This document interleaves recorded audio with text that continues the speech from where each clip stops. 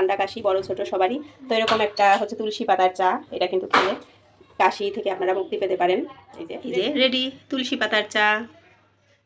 এই ঠান্ডায় মানে অল্প অল্প ঠান্ডা শুরু হয়েছে ঢাকা শহরে, আর গ্রামে তো পুরাটাই কিন্তু ঠান্ডা শুরু হয়ে গিয়েছে। এরকম তুলসী চা হলে ঠান্ডা কাশি থেকে ছোট থেকে বড় সবাই কিন্তু রেহাই পাবে। প্রথমে আমি তুলসী পাতা আর আদাটা একটু থেতো করে দিয়ে দিয়েছি, এখানে এলাচটা একটু ক্রাশ করে দিয়েছি, লং আর একটু হচ্ছে দারচিনি।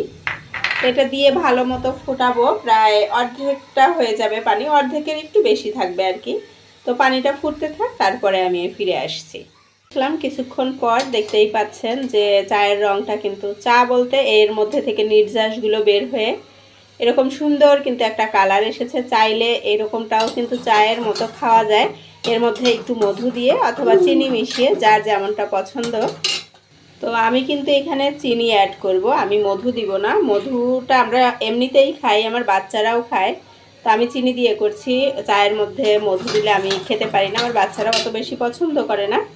তো আর এর কালারটা যাতে সুন্দর আসে আর খেতেও যেন আর একটু ভালো লাগে, এই জন্য খুবই অল্প পরিমাণে চা পাতা দিয়ে দিলাম।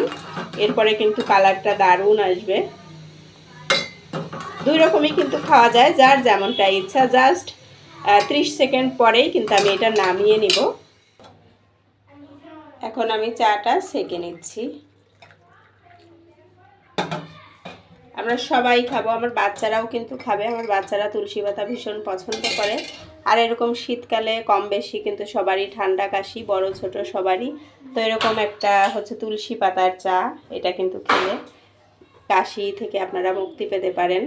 এই যে রেডি হয়ে গিয়েছে কিন্তু আমার তুলসী পাতার চাটা।